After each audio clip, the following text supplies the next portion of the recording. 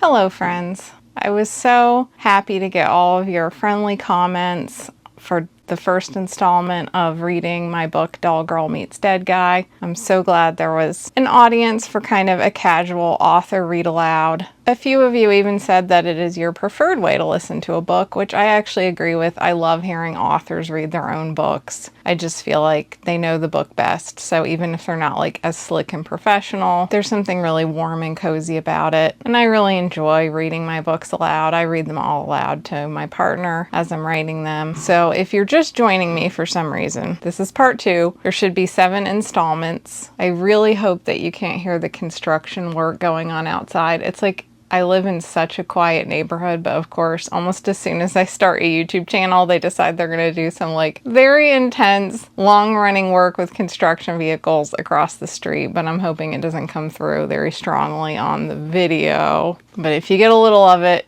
I hope you like construction vehicle ASMR. Anyway, I created a playlist for the read aloud so that if you're coming in on a later installment, you can just click on the playlist and get them all in order as I do them. And without further ado, I will read some of the book. And then at the end, I'll talk a little bit about some of the inspirations and background of this section. Chapter 9. Since he had come back, Dor tasted nothing. Food was dull.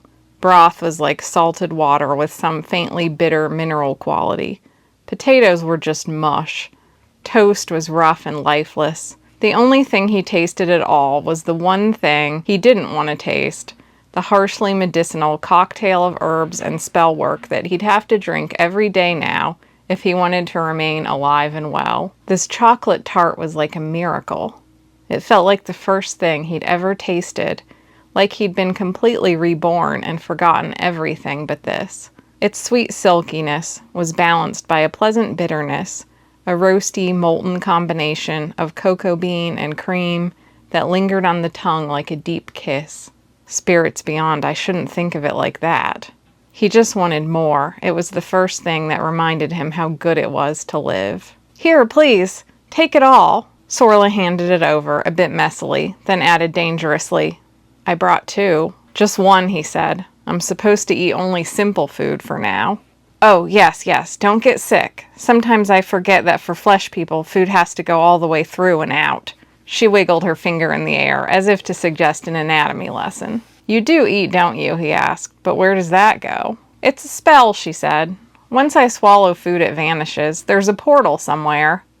My guess is that the makers of the spell have the portal lead back to their own land and they sell a bunch of chewed up phenarlum food as fertilizer or pig feed or something, but it's just a theory. Just so you know, I think real bodies are quite interesting. I don't find it gross like some phenarlum do. I guess you don't feel that way right now if you're on the mend, but isn't digestion satisfying? I've always thought it would be. Digestion is a great inconvenience, he said. This sudden deluge of words bouncing from chewed up food to pig slops to digestion was like no conversation he had ever had with a woman. The ideal Vendiri woman, or man for that matter, was delicate with words, choosing them like they were selecting the most unblemished produce at a market. Certainly no woman of his own kind would imply that they had ever digested anything, nor envied those who did. She looked away, fidgeting with the paper that had wrapped the pastry. I'm sorry, you don't want to hear about any of that right now. I just wasn't sure if you knew that I know how flesh bodies work, but I do, and I'm not squeamish about anything. Vendiri women are very ethereal, he said. Of course, she said, and she didn't say much after that. Well, Dor had never claimed to be good at idle conversation. He had grown up in his parents' apothecary, working with herbs and concoctions, managing the shop alone frequently from the age of 14, and joined the military as soon as he was able, with some idea that it would be honorable and romantic. He never had any carefree youth parties or courtships since he was always working and studying, and then the war had swept him away, along with many of his peers, just at the age when former generations would have started making their own fun. Vendiri marriages were usually arranged in any case, and he trusted his parents to choose a girl better than he could himself. His mother had already written him with some potential prospects.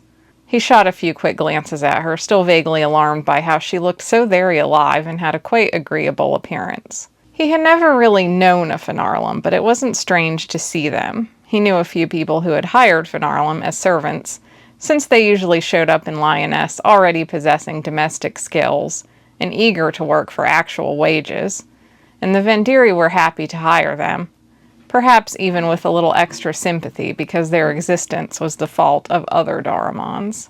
Outside of the usual quirks of a doll, a petite body with big brown eyes, and a generic prettiness, she had a face like morning sunshine, with an irrepressible eagerness even when she was obviously nervous. In complement to the neatly tied ribbons in her hair, she wore a typical Miralem white blouse and a pinafore in a humble walnut brown embellished with pink trimmings, clean and pressed, against the light tawny gold color of her skin. She was underdressed, but she wouldn't get cold anyway. She was missing a fingernail on her left hand. He found this endearing for no good reason. As soon as he thought anything about her was endearing, he had the awareness that a lot of things about her might be endearing. He pushed aside such a thought immediately. Finarla might be charming, but he didn't want to be one of those guys, and they couldn't have families. But now I can't have a family either, he realized. No matter how well an undead body might recover a reasonable level of function, no one had ever managed to get reproduction to work after death. It had been the last thing on his mind, but he realized now that his parents' carefully curated list of marriage prospects would now be tossed in a fire. Well, I wasn't thinking of marriage yet anyway. I've never been that romantic, so maybe it won't be hard to give up that idea. Much easier not to have any expectations. I can just manage the shop. He tried to convince himself that he didn't care if he never taught a smaller version of himself to mix a healing potion, or felt a woman's warm skin in the night, or shared the ancestors' day feast with the table of his grandchildren. He also tried not to take another look at the girl beside him. She was gazing out at the forest that came right up to the roadside. Her expression was somewhat anguished, and he could tell she was thinking she'd embarrassed herself. She nibbled a fingernail and then caught herself. She is very cute. The thought attacked him. How could I be thinking that right now of all times? He felt broken beyond repair and completely unappealing, and it seemed a downright insult to this girl's lively personality that a wrecked, disgusting, dead thing like him would be thinking of her at all. She certainly deserved better than that, and didn't he only start thinking of her because he realized he couldn't have children? That wasn't fair either. I just need to get home. It will all feel a little more normal when I'm in a familiar place. Chapter 10. Stupid. I can't believe I just prattled on like that about something I'm probably not even supposed to mention. After Sorla's enthusiastic word avalanche about digestion, Dor didn't say much. She wanted to curl up like a pill bug and roll right out of the carriage. The one thing she could console herself with was that Dor didn't seem that chatty anyway, and maybe he was hardly thinking about anything she said. They would both forget each other quickly once they reached Lioness, and they would reach the capital in good time. Dor only stopped to feed and water the horse, slipping a little endurance potion into the mare's drink. They rode past dark, taking advantage of a nearly full moon. "Well, this will do," he said, coming up to a small meadow just off the road. "Is it safe enough from bandits?" Sorla asked. They would definitely be in sight of the road. She was aware that her adult body was more expensive than when she was a mere servant, that she would be a prize for someone. "Bandits," he repeated dismissively. "Is that a yes?" Sorla said nervously. "There won't be any bandits, and on the rare chance that there is, I'll take care of 'em." He took out a bedroll and unfurled it in the grass. He didn't make a fire or have any dinner. He took off his outer layer of clothing, but kept the coat close. "You might want to sleep in the carriage," he said. "It'll be a little more of a proper bed." Sorla had brought a blanket and pillow from home and arranged them on the bench. It wasn't wide enough for her to stretch out, so she curled up, leaving her boots on in case she had to run. He limped a few feet away and got right to sleep. She could soon hear him breathe in a slow, heavy way with occasional hitches and coughs. "He doesn't sound too good. I doubt he'd protect me from a clever bandit." Sorla couldn't sleep. She missed home more than she expected. She used to be on her own. She thought she was accustomed to that. But no, she'd gone soft. She missed the solid walls of home and the heavy blanket. She missed the flowers Velsa cut from the garden and put in the tall pink vase Grau gave her as an anniversary gift several years ago. Most of all, she missed knowing that Grau and Velsa were upstairs with all their magical and telepathic powers and their love of her. She missed hearing them murmur and laugh together through the floorboards, even though she sometimes felt despair that she would ever have someone like that. What if the prince and the bakery aren't enough to replace them? She was as wide awake as she'd ever been, clutching Blueberry as he settled against her. She looked up at the moon, and the darkness around it seemed to go on forever. Her ears were pricked for danger. If any bandits showed up, she needed time to hide and to calm herself down enough to put up telepathic shields. Dor would have to take care of himself. At least no one would sell him into slavery. She snapped awake, having fallen asleep without realizing it, waking with a start from a dream that big, sweaty hill folk had come out of the woods, declaring that Finarlum were an affront to the goddess and they were going to burn her alive. She heard a rustle. Or was that a remnant of the dream? No. Blueberry was perked up now, watching something. She put a hand on the wyvern, hoping he would stay put. She would never forgive herself if the intruder shot him down. Something was moving slowly through the patch of trees and brush near the road. Sorla went completely still, blank with terror as she stared toward the sound. Blueberry opened his mouth and made that tiny kick noise in the back of his throat. The moon wasn't bright enough to see anything that mattered. She needed to use telepathy, but she couldn't snap out of her fear. It was coming closer. The horse let out a nervous whinny, moving its feet, wanting to escape its bonds, and now she knew she wasn't just dreaming. Someone was crawling through the grasses. She couldn't run. He probably had already spotted her. You just need to tap into your telepathic powers. Come on, mind. You can do better than this. But Sorla's power was always weak, hardly better than no power at all. She never needed it because she had Velsa. She fumbled for the dagger beside her, cringing at the rustling noise of her skirts and the blankets, closing her hand around the handle. How did she activate the heat magic? She never asked Grau for this oh-so-important detail.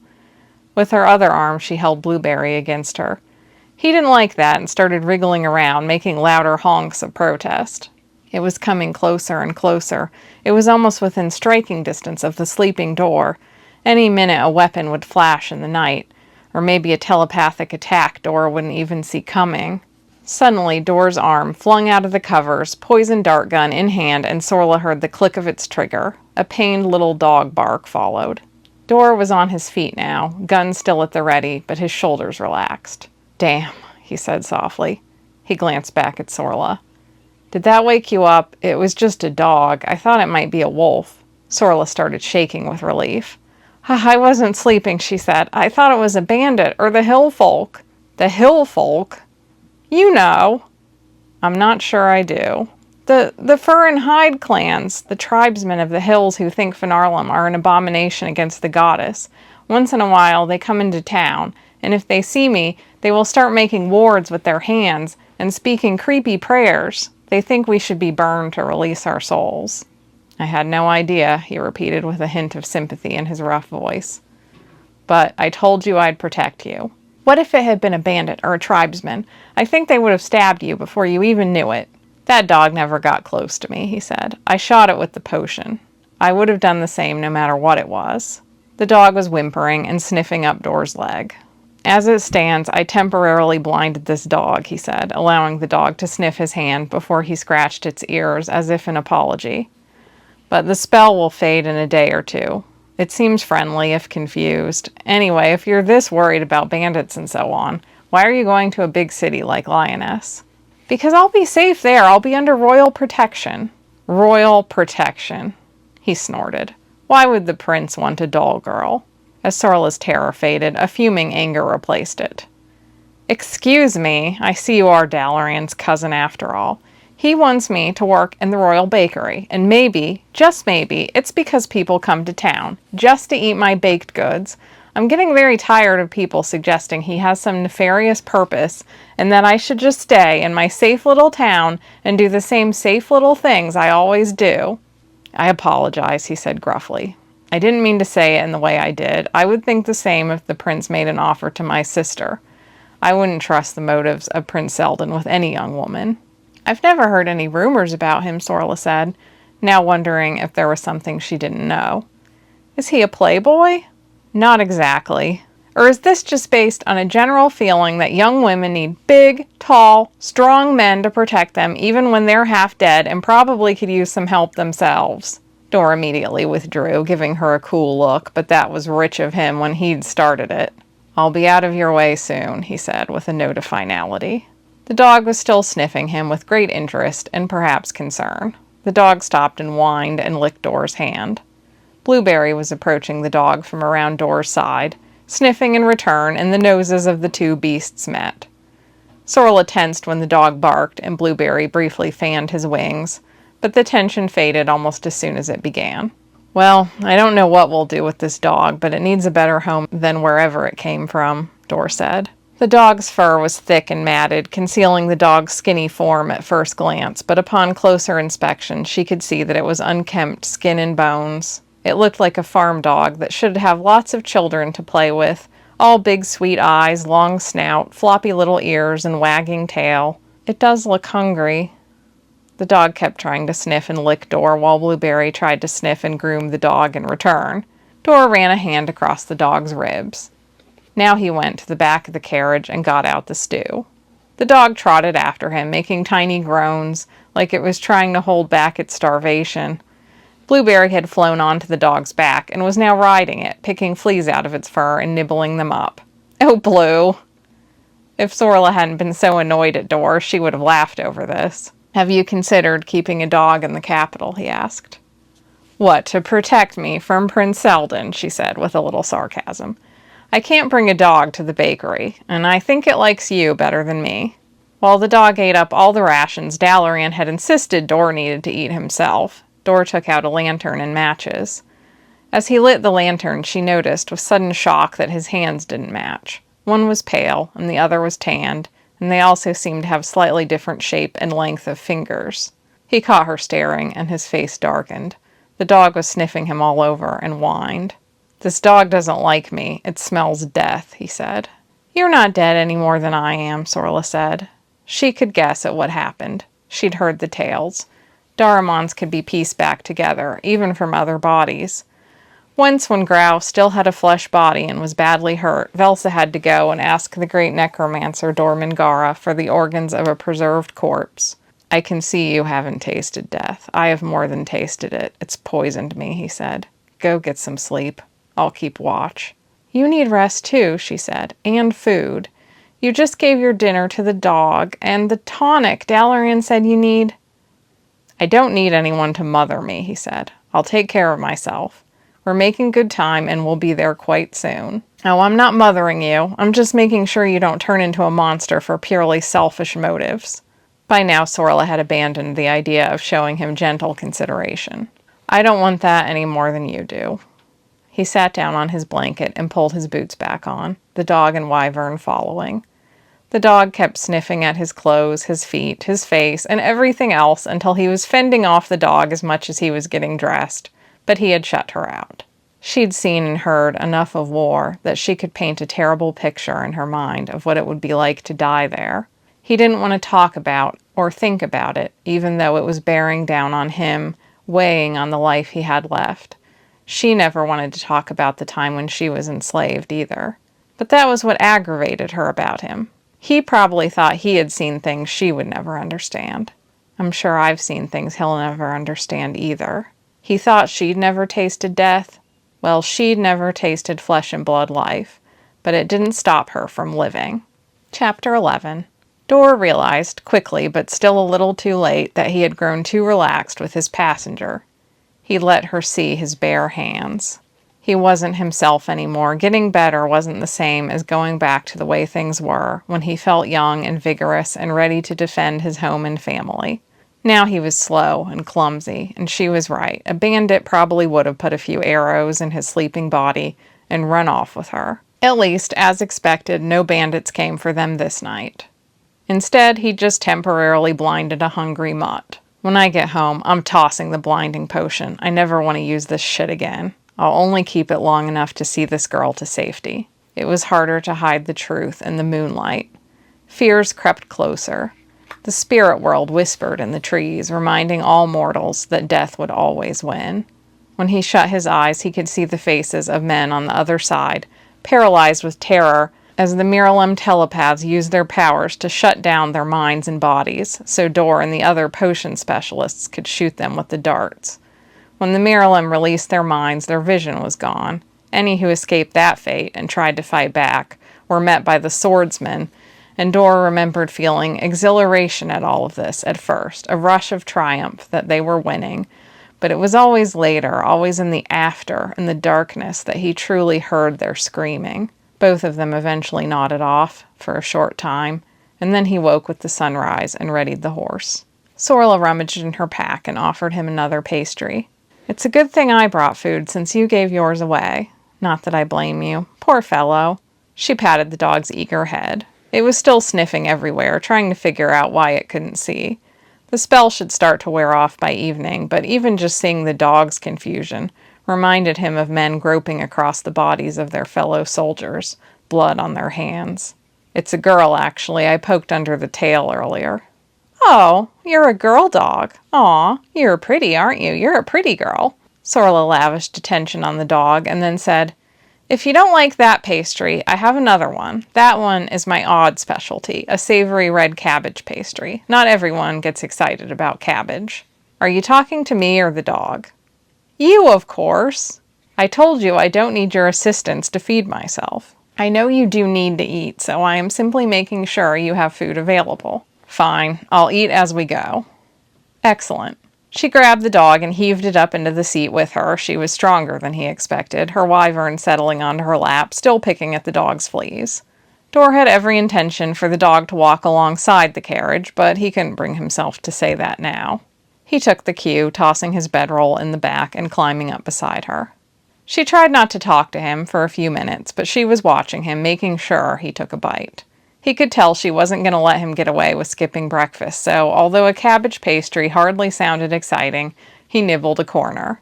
He paused as the savory, slightly tart filling hit his tongue behind the flaky crust. "Damned if this isn't almost as good as the chocolate tart." Her eyes gleamed with triumph. "Good, isn't it? You know you're good, don't you?" "Yes, I do," she said. He had to admire her moxie at least. Finarlem servants were known for their meek manners. Sorla's cheerfulness seemed almost rebellious. She definitely was not meek. "Is your family waiting for you in Lioness?" she asked, after watching him eat every bite of the pastry, which had a hint of sweetness and the forest taste of juniper. "I don't know," he said. "I didn't write. I'm not sure if they got any word of me, and my parents might not be home. They travel a lot. But if I'm there to play Lord of the Manor, so be it. I'll work in the shop until I figure out where to go from here." "Your family owns a shop too?" "Yes, an apothecary," he said. "So in the military you supported the healers?" she asked. "At first," he said. "Something happened?" Her gaze was wide-eyed and intense. She seemed wiser than her years when she made that face. "Something is always happening," he said, trying to stretch out his right leg, as it was getting painfully stiff during the long days of riding. "At first I was in the healing wards, making healing tonics and giving them to the wounded soldiers. Then they moved me out of the healers' tents and had all of us with potion-making capabilities switch over to making aggressive potions. For some months I was in an old warehouse just mixing blinding potions all day, which is not what apothecaries normally do." "Yes, I know," Sorla said. "My father is a potion maker. I know that's really a separate discipline, but close enough, I suppose." "Yes, well, you liked healing much better, didn't you?"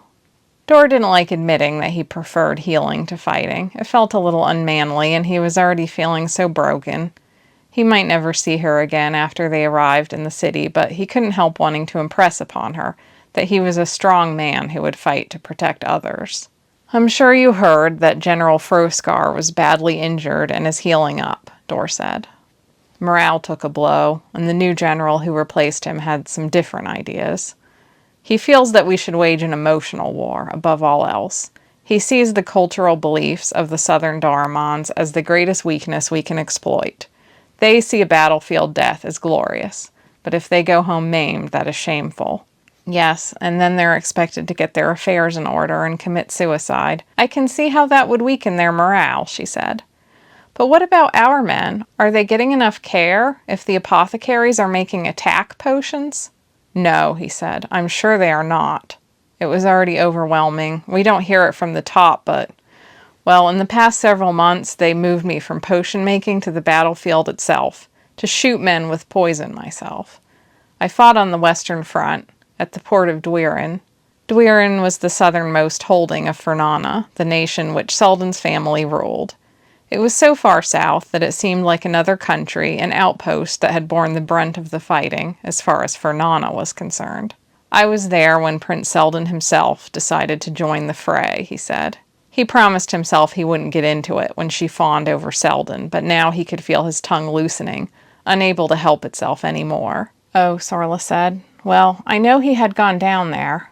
All the whispers in the camp were that we are losing, but the generals thought our best chance was to go on a strong offensive and terrify the Darmans with the sheer number of men we send home on their end blinded or missing arms and legs.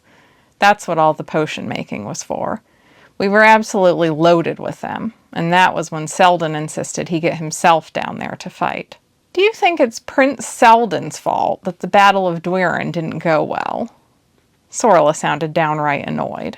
I know the last thing we needed was the heir to the throne showing up with no experience. But Seldon has been wanting to fight the entire time, Sorla exclaimed.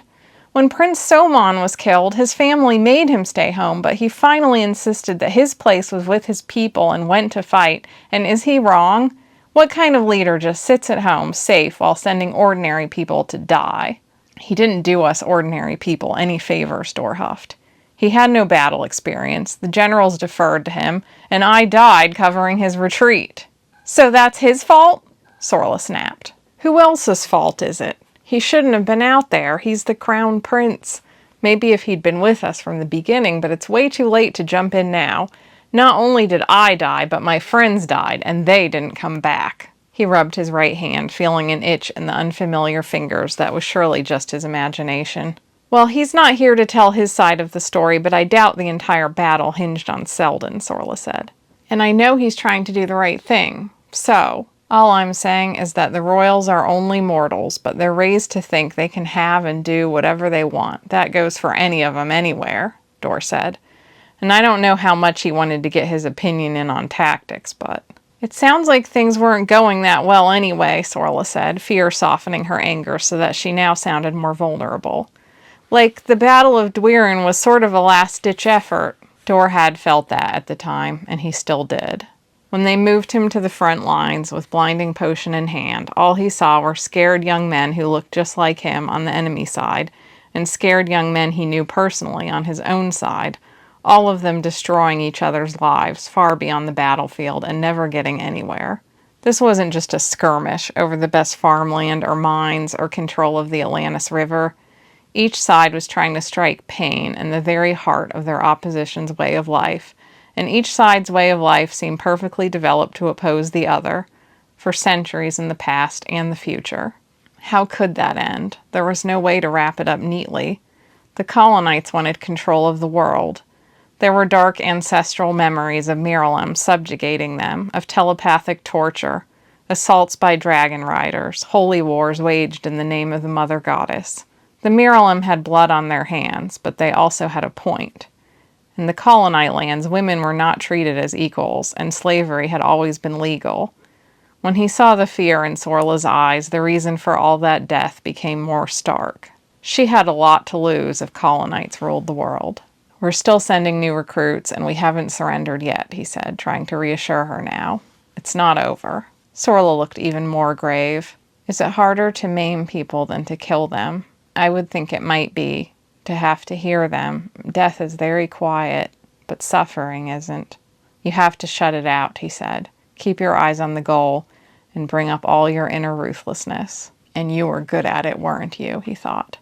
Shutting yourself off and doing what you had to do, in the moment at least. Just not after. You'll probably start to feel entirely like yourself again when you're back to helping people, Sorla said, in the family shop. That sounds quite nice. Now she was trying to reassure him again. She was still trying to fix him, and he couldn't be fixed. Back to helping people, in the family shop. What a precious little life, he thought with disdain. I don't know anymore, he said. Having said far too much, he tried to keep quiet during the trip. Now Sorla stayed quiet too. Thank the gods, quiet, that was all he wanted. She wasn't at all like his sister, who could hardly even read a book without simultaneously talking about the book.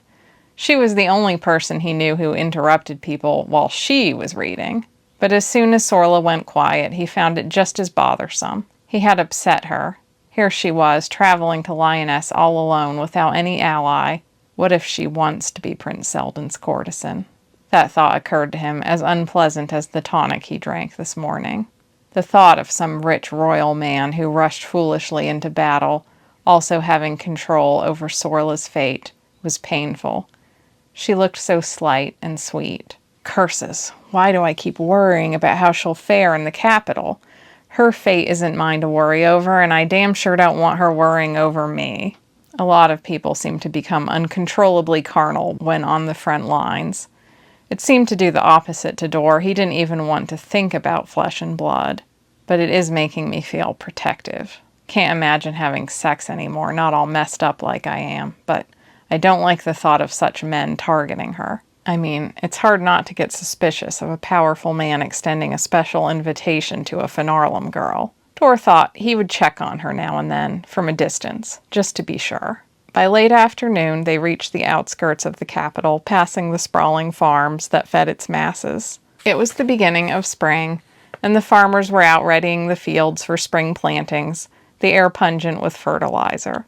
Before long, a skyline grew visible, when the road sloped up on a hilltop, a glimpse into another world from the humble farmhouses. Dor had always enjoyed the approach to Lyonesse, the way the sharp spires of the palace and the many landmark towers that showed off clocks, balconies, and bells rose up in the distance on a clear day. When the hill sloped down, it vanished again until the next rise, growing a little closer and clearer with each hill. Sorla was getting antsy, chewing on her nails. Now he knew how she'd lost one. The next time the road met a view of the capital, Sorla was sitting on her hands, trying to spare them any more of her own abuse. Nervous? Dor asked. No, I'm excited. She was clearly lying, probably as much to herself as to him. He imagined himself looming over the prince, few people were as tall as Dor, and grabbing his collar, issuing a threat before he left. If you hurt this sweet girl, I'll tell everyone you're a Finarlem-abusing pervert. Of course, in reality, he wasn't going to do anything of the sort, and would probably be thrown in prison if he did. Should I bring you right to the palace? He asked. Yes, probably. That way I can let him know I'm here. She looked even more intimidated. All right, Dor said. I won't leave her until I see how Prince Seldon greets her, he decided. They reached the city after dark, and it took another hour just to get to the palace. Traffic on the main streets was always slow-moving chaos, and Dor steered them around it by force of habit, taking smaller side lanes. But the war was visible in the darkness. Magical lights were rationed now, with the sorcerers no longer putting their power toward such small comforts. The main roads, when glimpsed, didn't seem very busy, and on the side lanes there was almost no traffic at all. Sorla seemed impressed anyway, leaning forward to get the best view she could. The homes were wedged tight together, but each was large, with 3 floors. Shops and offices occupied ground floors, and the second floors had large balconies painted brightly. Dor often came to this part of town to shop. The colors were so bright and welcoming compared to the Vendiri Ashi, his district. The smell of budding spring barely tinged the night air from courtyard gardens. This is Tartan Road, he said. It runs west to east. Plank Street starts from the south of the fountain, and that's where my home is, about a mile down. There's the fountain. Sorla bounced from her chair and nearly lost her balance when he took a sharp turn into the roundabout that circled the dragon fountain.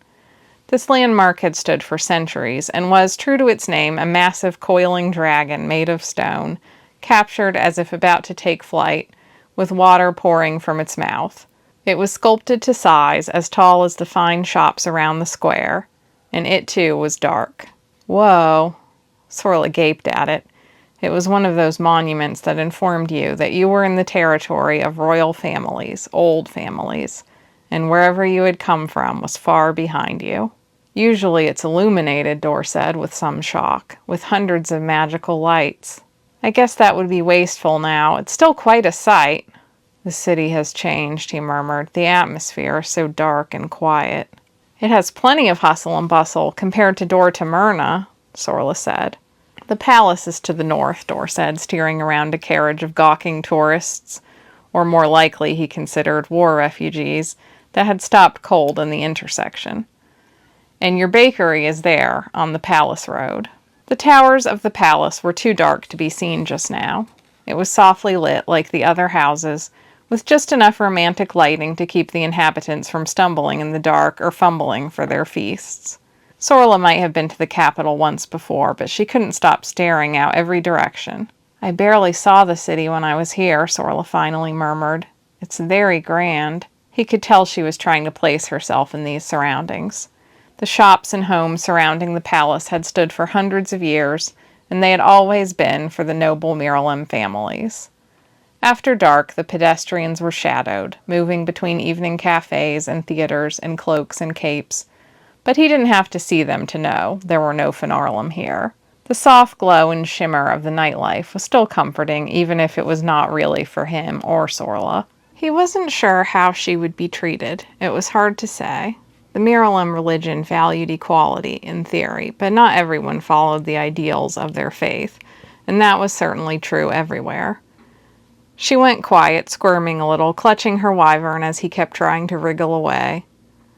Now they passed the royal bakery, its tall glass displays dark. He pointed it out to her anyway, and neighboring shops that sold the royal family their tea, their healing potions, their perfumes, their medicinal bitters and liqueurs, their candies, and their cheese, just to name a few in the row. By the time they reached the palace, Dor thought of his own troubles just long enough to realize he hadn't been thinking of them at all. For a moment, he had been spared the battlefield horrors and the awareness of his own broken self. He was only hoping Sorla would be in good hands here.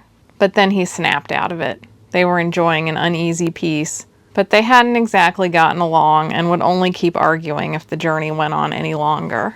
He hated delivering her into the hands of Prince Seldon, and then to return home to all his haunted thoughts. The palace gates were open. A guard stopped them and asked their business.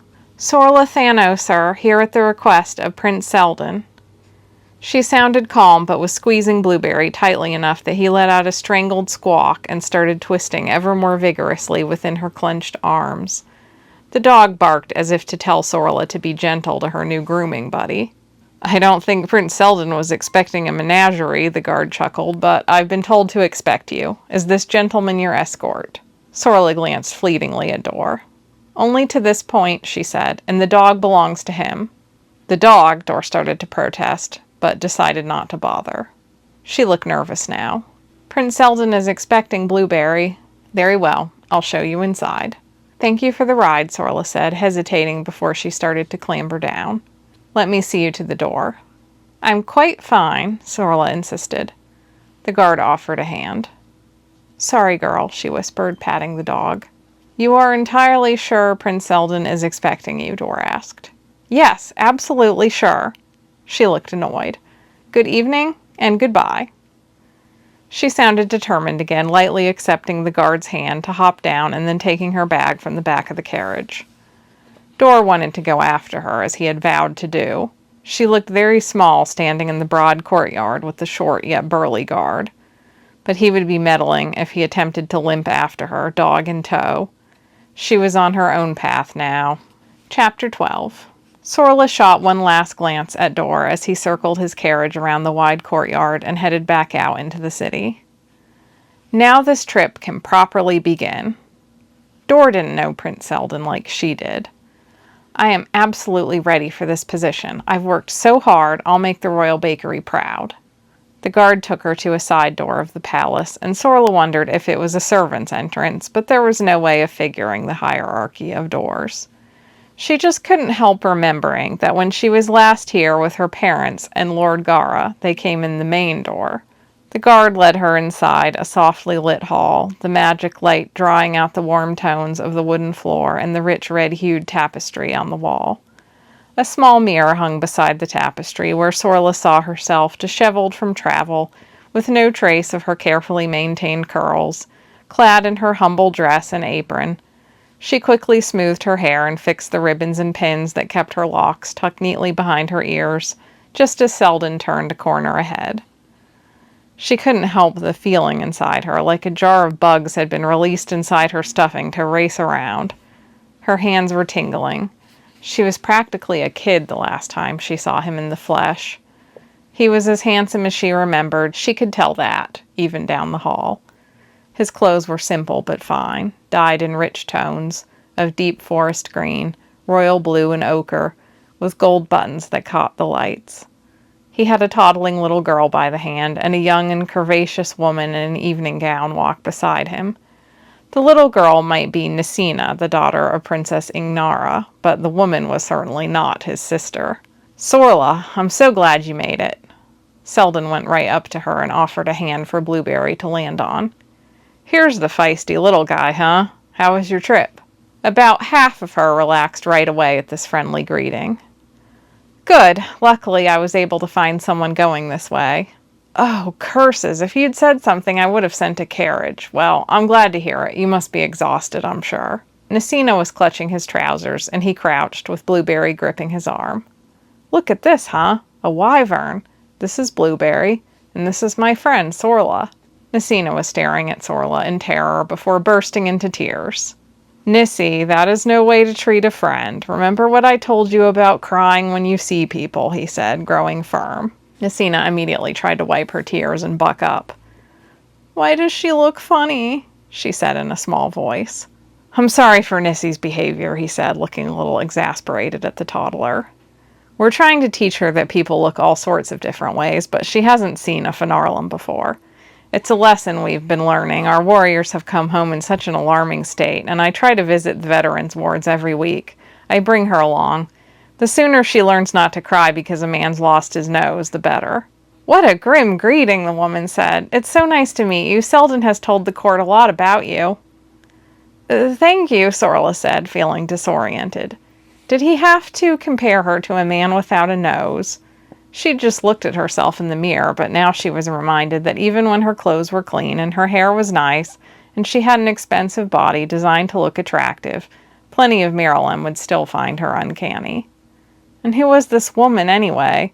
She was having flashbacks to Reuven and Alusha as she watched the woman kneel to comfort Nisina, her dress clinging to substantial curves and her blonde hair falling past her waist.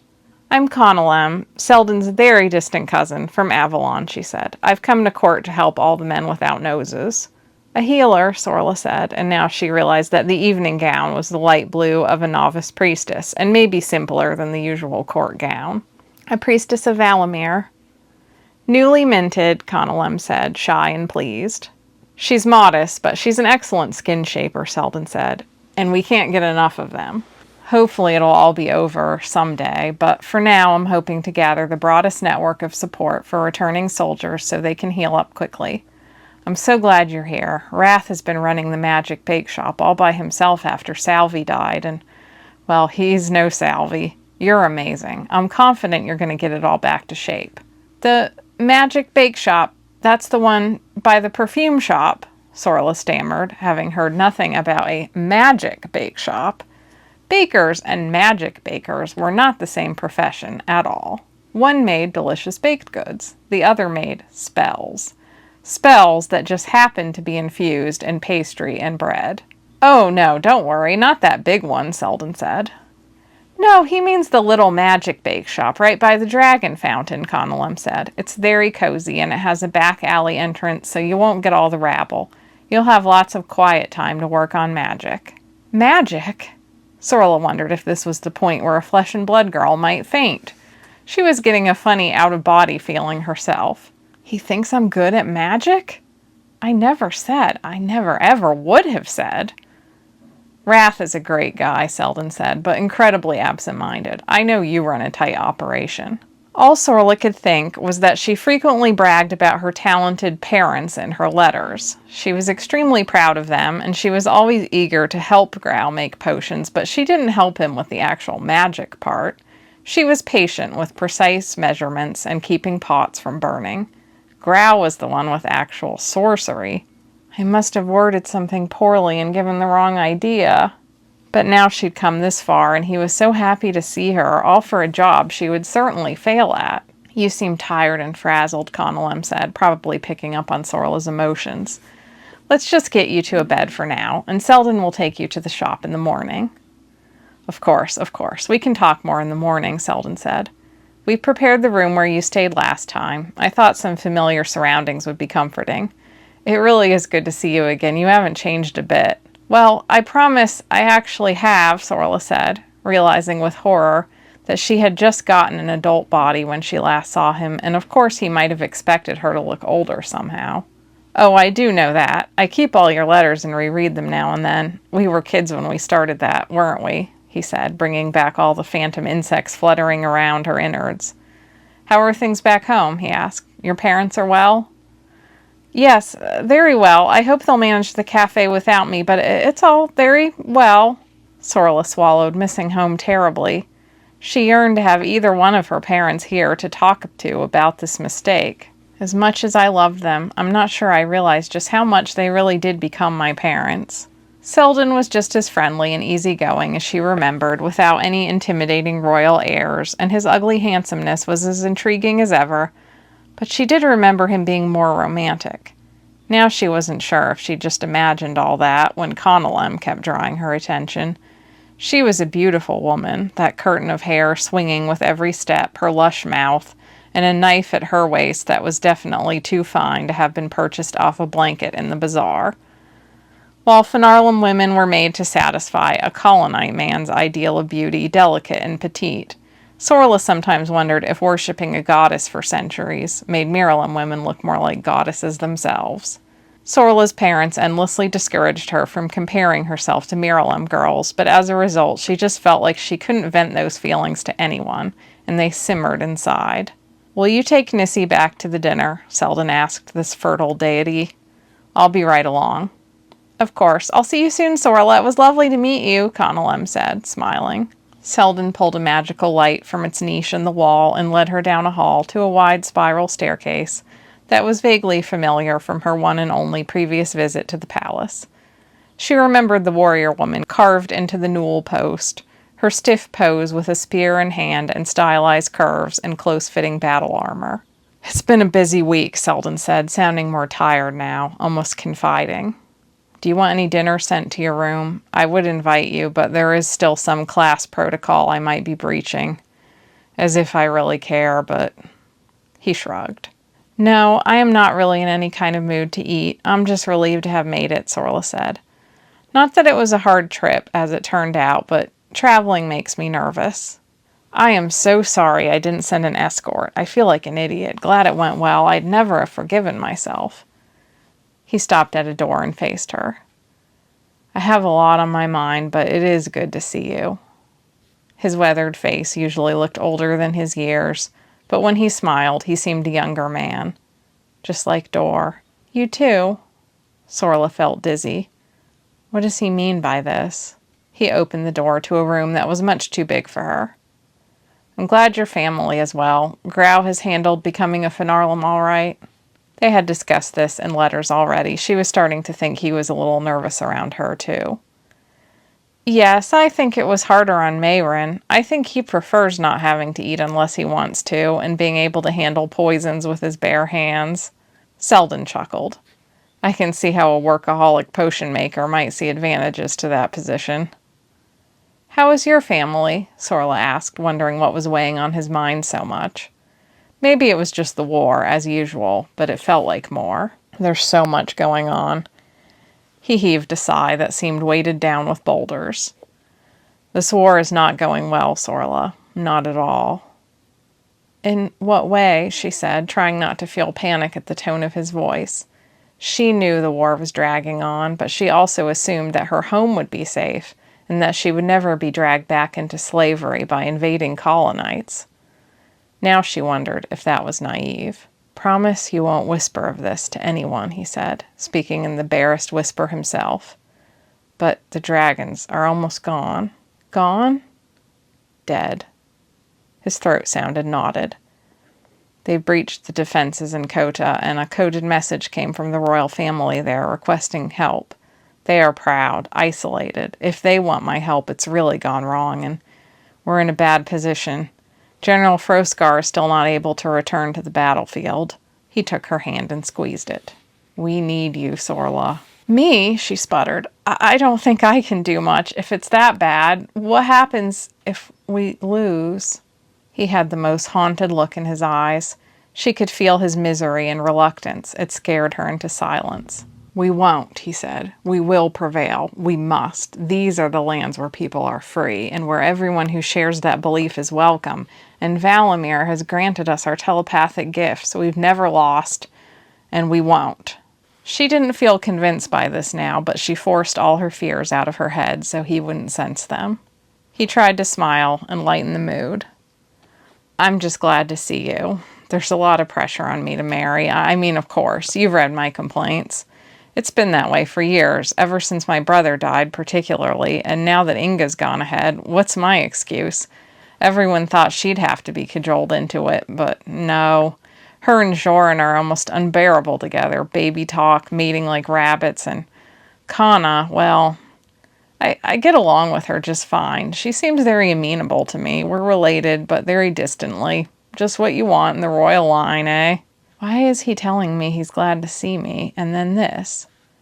She was still reeling from this horrifying news about the Dragon Kingdom, and now she was back to wondering over his feelings for her. You're supposed to marry Kana? We try to avoid supposed to here, he said, but yes, without a doubt, yes, because no one can see any reason not to, and what really matters is if she's happy, eh? He shook his head. I shouldn't be telling you all this either. I can keep secrets, luckily for you, since you've already told me. It isn't really a secret. Kana is very pragmatic herself. She's even told me I'm ugly. He laughed. And I like her when she does. At least she's honest. You're not ugly, Sorla said, briefly swept up in anger that poor Seldon would be coerced into marrying a pragmatic woman who thought he was ugly.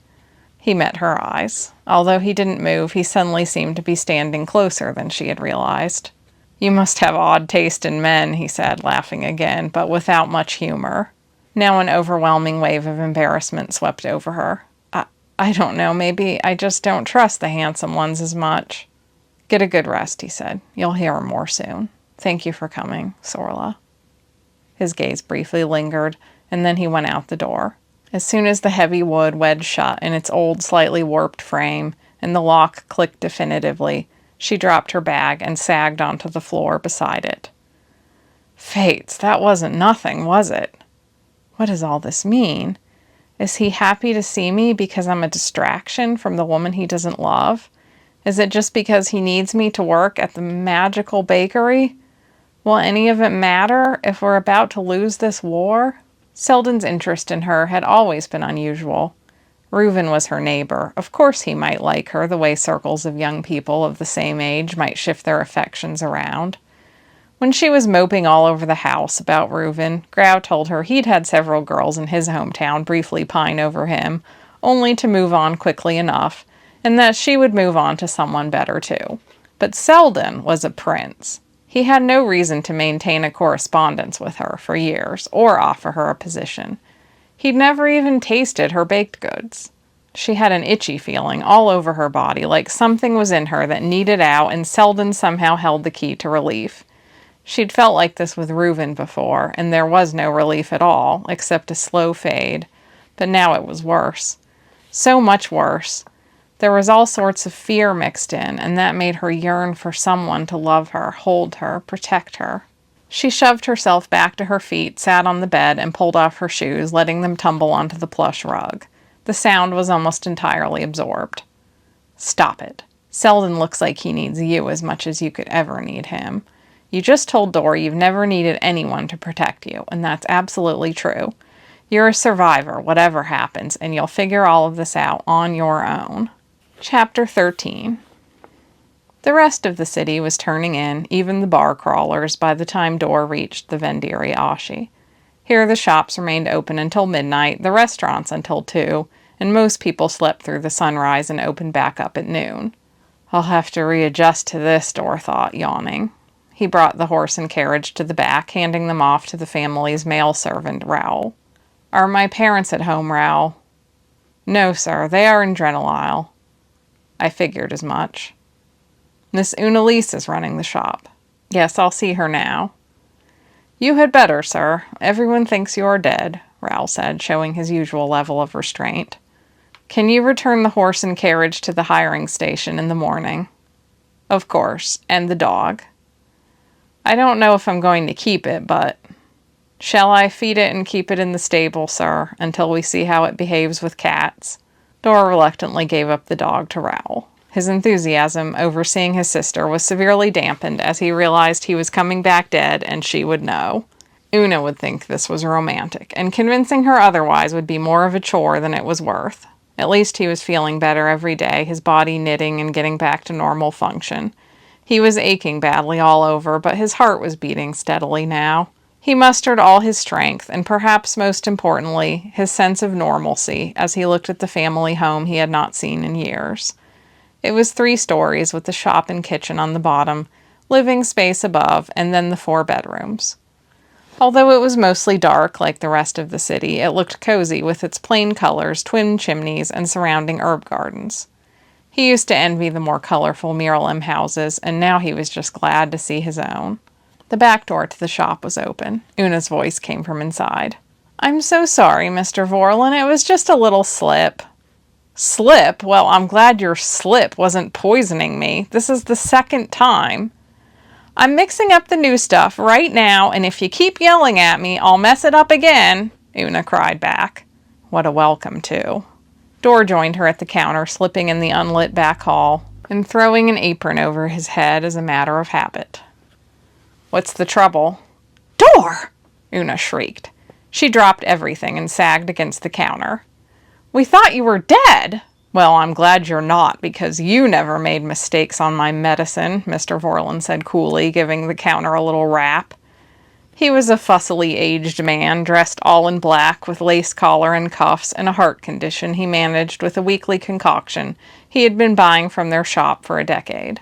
Una was gazing up at Dor with radiant joy, so happy to see him that she didn't care what happened to customers. The counters were covered in splayed, half-read novels with the potion recipe books buried underneath them. Her eyes shone with tears. She could have killed me, Mr. Vorlin said. It was an accident, both times, and I didn't poison you. I forgot one little ingredient, Una said curtly over her shoulder. Last time she had the wrong amounts. Mixing concoctions was a serious business. Dor had learned all too well how thin the line between harm and healing was. But he also saw his sister working here by herself while his parents traveled. Although she would have the help of the family's 2 domestic workers, Raoul and Erlana, she would also be considered the lady of the house, all alone. I'll fix it for you, Mr. Vorlin, Dor said. No harm done. Everyone makes a mistake now and then. But no one works harder than my sister. This was a lie, but Dor couldn't help bristling when anyone attacked Una. The job of a big brother was surely to protect her at all costs to outsiders and harass her freely once they were alone. He hardly needed to look at the recipe, although he checked it, just to be sure, and carefully fixed the tonic while Una looked at him, her face pale and tight, desperately trying not to cry. Then she whirled back to the counter.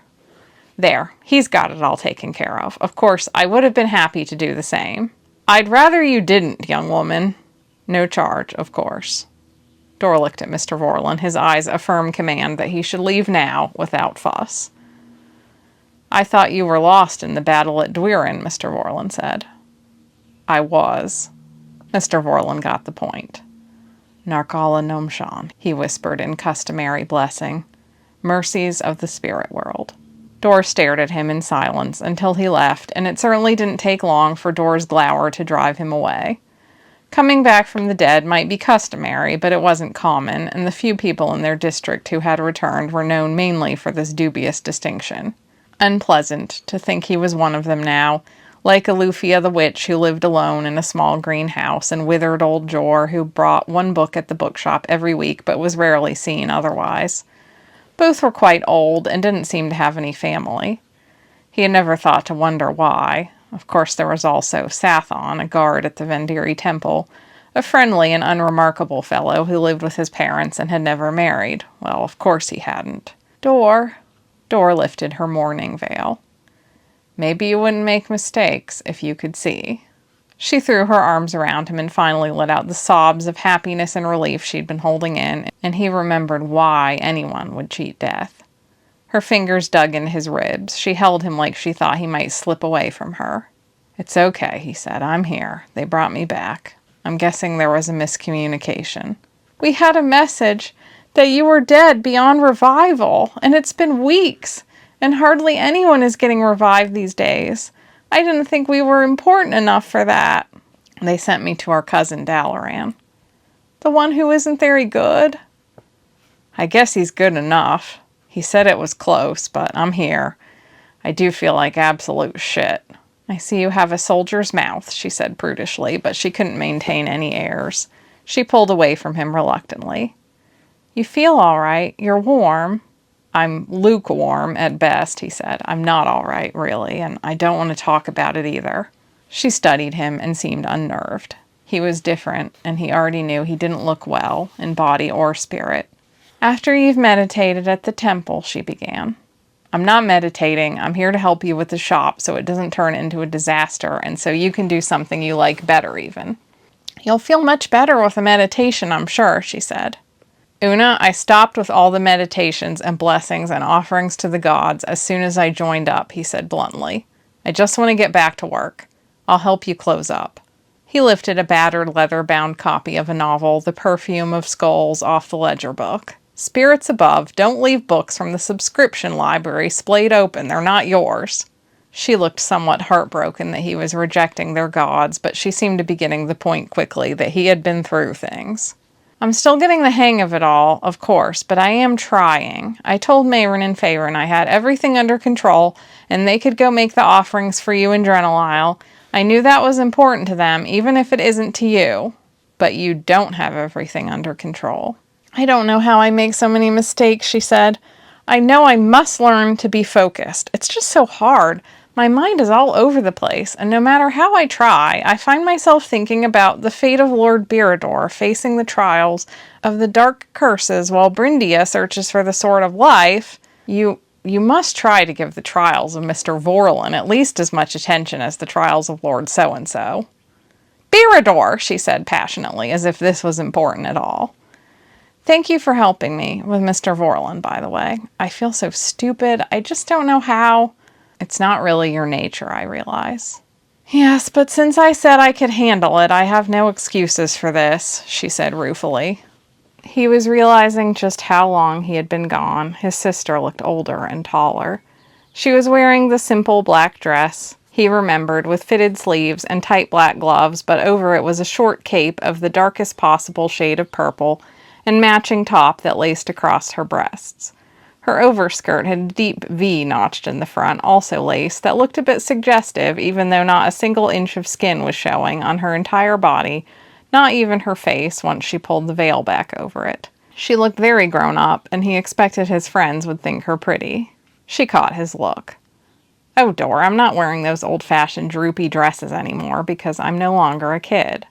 "I understand that, but it worried me a little that you've been working the shop front alone." "The men are gone. We ladies just look alluring for the benefit of one another at this point." Right, the men were gone. He should certainly realize that much. He sighed. "You can at least take off the veil now. I'm not dead enough for that." "All the most fashionable girls are in mourning," she sighed, before throwing it back. "Would you rather I was dead so you can stay fashionable?" No, definitely not, but maybe a more annoying member of the family could die instead, so I could keep it for a while." She flounced to the door. "I'll let you look over the ledger and build up a good list of criticisms to level at me over a bowl of oatmeal." "A fair bargain," he said, although once she rushed out of the room, he struggled to reorient himself in the old familiar shop. It's so strange that everything here is the same. Well, except the mess. He carefully stacked Una's books, placing bookmarks in the ones she had left open, and cleared everything else off the counter. It could use a little polish in the morning. In the silence, he heard the dying moans of the man he had just shot with poison, and screams in the near distance. Where was Lorvaron? His fellow apothecary was beside him one moment, and then there was a blast, Dor didn't know what had become of the men and women who fought at his side. He slowly drew off his glove, seeing the hand that was not his own. He rubbed the hand's cold fingers. He had feeling in the foreign fingers. It belonged to him now, but it was as much a stranger as someone riding into town from another land. No, that isn't true, he thought. It probably belonged to a friend. He had been trying not to think of any of this, but now he was home. He had wanted to come home more than anything, but now he realized that home was too quiet, too safe. It was a place for thoughts, and he didn't want thoughts. Lorvaran was almost as tall as I am. He was the only... Dor swallowed. The only match. "It's almost ready," Una chirped. "Shall we go upstairs? I can pour you a glass of wine." He turned, quickly yanking the glove back on, as time seemed to have passed without him, and somehow Una was already back. She took his arm, giving him a little tug. She sensed his limp when he started to walk, and her brows knit. "Are you hurt?" "You know perfectly well it takes time to recover." "You seem different." He shrugged. "Did you see anything? Did you see the spirit world?" "No, I don't remember anything. It was a dreamless sleep as far as I'm concerned." "Oh," she sighed. "Well, you've never been very attuned to these things." He tried to take the stairs quickly, but he couldn't. Una glanced back with silent concern. He immediately felt the absence of his parents when he saw the family altar around the hearth. There were all the usual bones, his paternal great-grandfather and great-grandmother's right hands, his maternal grandmother's skull, his maternal great-grandparents' clavicles, and all the others that were passed down according to traditions of birth, order, and gender. Now they were joined by the full skeletons of Una's first 3 cats, moved out of her bedroom into a position of honor, including Gray, the one who liked Dor better than Una. His parents never let her keep them up there on the family altar, but as soon as she was the lady of the house, the cat bones got a good dusting and came out to the main shelves. He gave Gray a little pat on the skull while Una swept ahead. Una had never been a great cook, but she still took pride in her small efforts and brought up several bowls. She'd made a porridge of coarse-cut oats, warmed apple butter, and fried up pork sausages, the sort of thing his mother would make when Erlana had a day off. The simplicity and familiarity was all he wanted, all he could even think of eating. He still had no appetite at all. The oats smelled dull, and the sausage too strong. He took the least amount he could get away with. Una took off her gloves and murmured a prayer. She looked at him oddly when he did neither, but she didn't press. Thank the spirits, although it was unusual for her to keep her mouth shut. He sliced the sausage and took a small bite, but it was too rich, too fatty. It made him think of dying flesh. They said the dead would crave raw meat, and especially blood, but that certainly didn't hold true for the cooked stuff. He choked it down and attempted the oatmeal instead, but it had no taste at all, the gluiness of it off-putting. "Is it bad? I didn't think it was too bad. Or do you just feel very sick?" Una looked worried. She wasn't used to Dor being vulnerable, and neither was he. "You feel a little sick at first, right? You have to heal?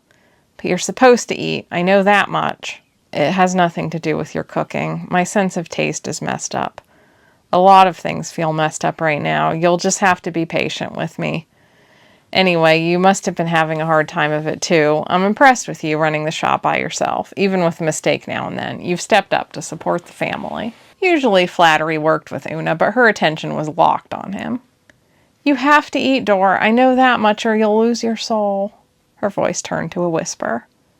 "I'll eat! Curses, Una. It's just not easy when every bite is completely off."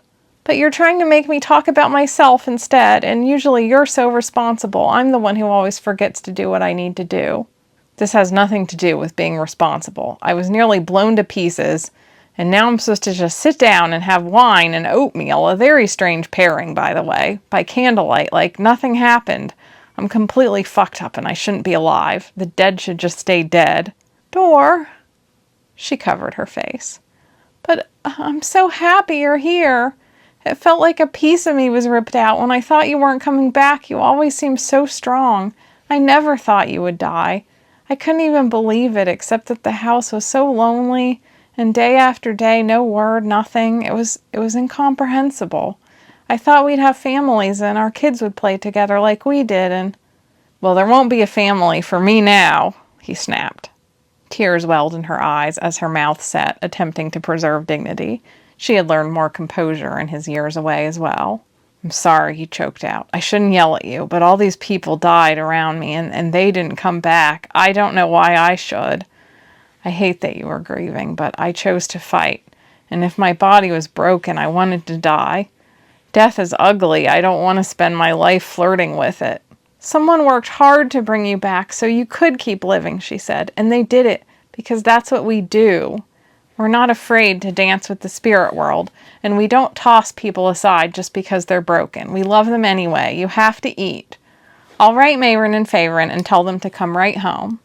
I don't need them fussing over me. I'll write and tell them I'm alive and they can stay where they are, praying for me because I probably still need it. He forced another bite. He knew she was right. He was alive because someone else had sacrificed for him. But why did he deserve it? They'd all been fighting together as a group, equally brave and committed, all with families back home. He needed a good cry, but Vendiri men didn't cry. He just had to let the cold into his veins and learn that finely cultivated detachment he was supposed to have mastered already. He was struggling just to detach himself from the tasteless meal, and he couldn't help but think of chocolate tart and surprisingly delicious cabbage tart. Una, in the morning, I'll eat, he said. I promise you. I don't care what you eat, as long as it's something. And I don't care what you do, as long as you're here. I missed you so much, Dor. Words can't say. I know my prayers and wishes didn't bring you back, and I also know they're not enough to balance out the things you've endured on the battlefield. He lifted a hand, giving her an expression he hoped was gentler. Who's to say they're not? I am fortunate to have a warm welcome. It's all right, he said. I met a baker who produces pastries that actually taste like something. She must have a little magic in her that comes out in the food. I'll pay her a visit tomorrow and buy whatever I can to eat. A baker? Which bakery does she work at? She's working at the Royal Bakery, but I think I can persuade her to sell me a burnt roll or something if she ever burns anything. There has to be something that isn't quite to the royal standard I can buy from her. Where did you meet her? I gave her a ride. She was going this way, but she needed some protection. She's a Finarlum. A Finarlum girl rode with you all the way from whatever that town is that Dalaran's from? Dor to Myrna, yes. It isn't anything to speak of, except a lucky coincidence for my mouth. He immediately wished he had not equated Sorla in any way to his mouth. She looked intrigued. Una had the unfortunate gift of all talkative girls for sniffing out things to talk about. Is she cute? Wait, that was a stupid question. She must be the cute kind if she's working at the Royal Bakery. The cute kind, he growled. You know exactly what I mean, and I'm sure you thought it yourself, she said, which was also basically true. How did she get to be a royal baker? She must have connections. Is she Finarlum born? Was she adopted? It's very intriguing. We really didn't talk much. She is also of no interest to me, beyond her ability to make food I can taste. He stared at the spread Una had made, with love, he knew. He hated to push it away, but it's okay. I'll save it for my breakfast tomorrow, Una said gently. Speaking of the royal family, we've had some mysterious orders. They're always written out and hand-delivered by a courier and retrieved by different people in plain but very fine carriages, and they're for undead tonic. Undead tonic? They're ordering that from us? I'm afraid so. Normally that was the purview of necromancers, although a Vendiri apothecary would do in a pinch. That just showed how the necromancers were all off at the battlefields. I don't really mind. It's one of my favorite concoctions to make, Una said. I always imagine I am the main character from my secret beloved corpse. But it makes me think that the royal family or someone nearly as powerful must have brought back someone extremely important. They made me sign a contract that I wouldn't speak of it to anyone outside this family or mention it in writing to anyone, or I'd face imprisonment, and of course they're going to make you sign one too once they hear you've returned. What on earth? You mean they brought back a Miralem from the dead? That just wasn't done. The Miralem never tried to stop the Vendiri from practicing their customs, but they were firm on the idea that death was both sacred and final. Apparently, Una said. I'm not sure who it could be. I have a few suspicions, Dor said. And that concludes this installment. This is the first story I've written that really delves into the particulars of how the undead work in this world, but they have been part of the story since the very beginning. And my idea with the undead was always that they are kind of like people dealing with a chronic illness. They're not quite the same after they come back, and they have to take medicine daily that helps to keep them basically in a living sort of state. But I never really wanted to do like the zombie thing. It wouldn't really match the vibe of the world, which is obviously a place that grapples with heavy topics but doesn't have a whole lot in the way of that really dark horror type magic. There is nevertheless a little bit of a nod to zombie lore in that if an undead person does not take their tonic and take good care of themselves, their soul will start to be depleted and they will start to go into a bit of a zombie-like state where they can be somewhat dangerous and they will start to crave raw blood and raw meat. So when you're brought back from the dead, initially there is kind of a little bit of a scary period where the person is usually rather traumatized and has to be coaxed back into the world of the living. And there was always a chance that they will reject it and refuse to take care of themselves and want to slip back into death. And if this should happen, it is really a terrible fate, because if your soul starts to get depleted, it carries into your next life and you will be reborn with a weakened soul. And there is a general thought that a lot of Phenorlum who are created and not born are these weakened souls. And there are many reasons that your soul might be depleted or weakened. From a telepathic attack, from severe trauma, all kinds of reasons. But one of the reasons is because you yourself have done something bad, which is how the colonites justify Phenorlum slavery, because they claim that most of these souls that have been weakened in fact did something terrible in their past life, and so their life of servitude will cleanse them for their next life. So there is certainly a tangle of beliefs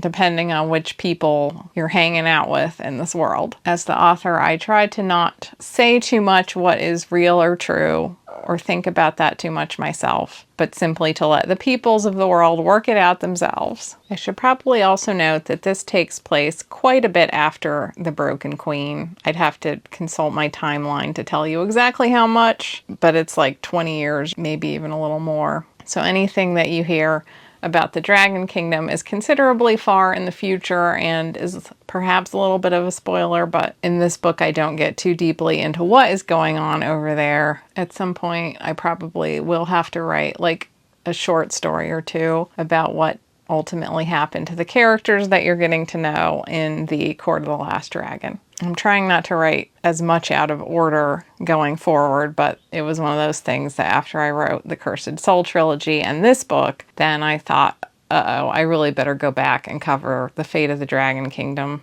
or at least the establishment of the fate of the Dragon Kingdom, before I move on to the rest of the timeline, so that everything is going to kind of make sense. So there's a little timeline weirdness in these early novels. Just as after I finish the Court of the Last Dragon, I'm going to write about Dormangara and Kessely, which will take place before this book, but it is not especially related. So I think that's it for now. Thank you for watching. I hope you enjoyed installment number 2. And as always, if you want to read the rest of the book, you can pick it up at any retailer, along with the Cursed Soul trilogy, which takes place before this and is about Grau and Velsa. And then there's the book that comes before all of this, The Broken Queen, which just released and is currently only available on Amazon, but that is temporary. And the Cursed Soul trilogy is also available on audio at like pretty much all retailers, I believe. It can be a little hard to find because I re-released that series and did a few edits because I had learned so much about how to write a fantasy romance, and I just tweaked a few things. But if you change anything and you have an audiobook that's like the original version,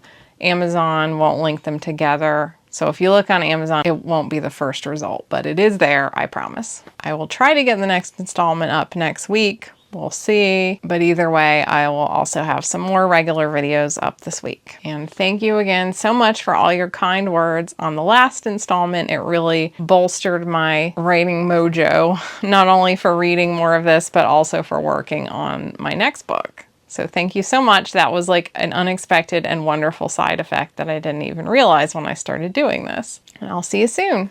Bye. Here, baby. Here.